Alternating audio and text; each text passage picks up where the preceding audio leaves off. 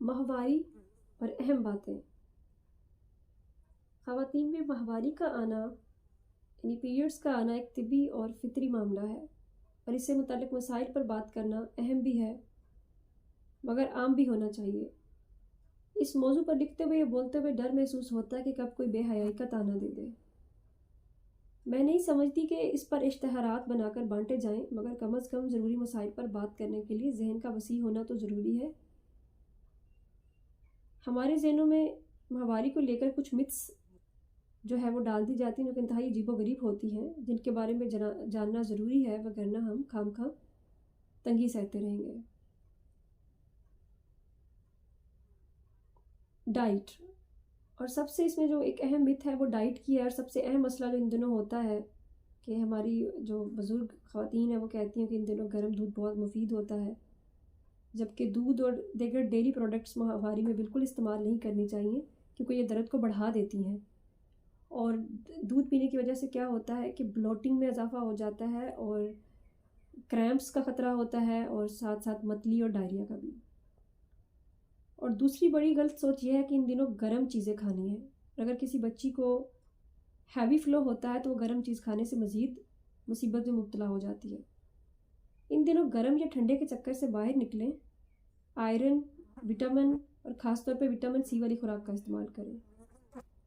इन दिनों जिस्म में आयरन की कमी हो जाती है, इसलिए सब पत्तों वाली सब्जियां यानी पालक, ल्यूटस, सलाद के पत्तों वगैरह का इस्तेमाल करें। कच्ची पालक भी खाई जा सकती है। ज़्यादा पानी वाले फल यानी तरबूज, अनार और खीरे वगैरह का इस्तेमाल करें। हैवी फ्लो वाली ख़वातीन अगर अंडे का इस्तेमाल करेंगी या हद से ज़्यादा करेंगी तो उनके लिए मसाइल पैदा करता है। और हैवी फ्लो वाली ख़वातीन को माल्टे का यानी ऑरेंज का इस्तेमाल बहुत मुफीद है और पानी का ज़्यादा से ज़्यादा इस्तेमाल करना चाहिए। और क्रैम्प्स से छुटकारा पाने के लिए अदरक की चाय इस्तेमाल करें, जो इस दौरान थकावट, दर्द और मूड स्विंग्स को भी बेहतर बनाती है। इन दिनों चाय, दूध वाली जो चाय हम बनाते हैं, काफ़ी अल्कोहल का इस्तेमाल बिल्कुल नहीं करना चाहिए।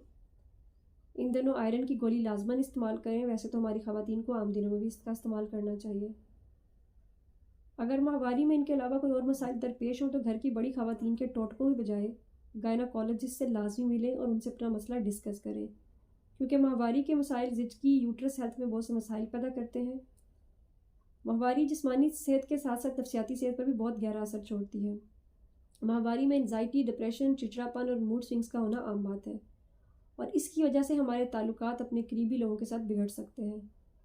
हर औरत के साथ नफसियाती मसाइल माहवारी के मुख्तलिफ दिनों में पेश आ सकते हैं। कोई शुरू का अयाम में उनका सामना करती है और कोई आखिर में। ज़्यादातर ये माहवारी जारी होने से कुछ दिन पहले शुरू हो जाते हैं, जिन्हें हम PMS कहते हैं, जिसे मेडिकल की ज़ुबान में प्री मेंस्ट्रुअल सिंड्रोम कहा जाता है। इसका मुतालिया हर औरत और हर मर्द को करना चाहिए और ख़ास तौर पे शादीशुदा मर्द और औरत को, ताकि इन दोनों अपनी पार्टनर्स के मिजाज की हंगामी तब्दीलियों को समझ सकें। और ख़वातीन को इस दौरान सेल्फ हीलिंग थेरेपी ज़रूर लेनी चाहिए, क्योंकि ये शदीद गुस्सा, दासी और मायूसी और नाउमीदी को जन्म देता है। और एक सबसे जो एक बड़ी मशहूर मिथ है कि माहवारी में आपको नहाना नहीं चाहिए, ये सबसे ज़्यादा फैली हुई है मिथ है। माहवारी में नहाना चाहिए लेकिन एहतियाती तदाबीर के साथ। माहवारी में हमारा ब्लड प्रेशर गिर जाता है, जिसकी वजह से नहाने से हम मज़ीद बीमार पड़ जाते हैं। ये मसला माहवारी की वजह से नहीं बल्कि लो ब्लड प्रेशर की वजह से होता है। सबसे पहले अपना ब्लड प्रेशर को ठीक करें और फिर नीम गर्म पानी से नहाएं। ठंडे पानी और उस वक्त नहाने से इज्तनाब बरतें जब आपका ब्लड प्रेशर लो हो। इसके अलावा एक और अहम मसला रैशेज़ का होता है, जो इंतहाई तकलीफदेह होता है। इन दिनों बेबी वाइप्स का इस्तेमाल गाहे बगाहे करती रहें ताकि रैशेज़ आपको हो ही ना। और अगर रैशेज़ हो भी जाएं तो आप जो रैशेज़ वाली क्रीम है उसका इस्तेमाल करें और बाज़ार के पैड्स छोड़कर कॉटन पैड्स इस्तेमाल करें, 100% कॉटन। किसी भी मेडिकल स्टोर से 100-150 का कॉटन का रोल लें, उसे मुकम्मल खोल लें, बिल्कुल पैड जैसी ही नज़र आएगा वो। और उसके गिर्द साफ़ और नरम शेप की जो है वो आप कोई सूती कपड़ा या टिश्यू पेपर लपेट लें। ये इंतहाई आरामदा और सस्ता और मुफीद तरीका है और इसमें आपको दाग का ख़तरा भी लाहक नहीं होगा और ये कपड़े की तरह गैर आरामदा भी नहीं होता। और सैलाब ज़दगान की इमदाद के दौरान जब हमने पैड्स की मुख्तलिफ कंपनियों की प्रोडक्ट्स के साथ हमारा वास्ता पड़ा तो हमें पता चला ये सब मिलकर हमें किस तरह लूटते हैं। कॉटन पैड जो आप खुद घर पर बनाएंगी, इससे बेहतर कोई पैड बाज़ार से आपको नहीं मिल सकता।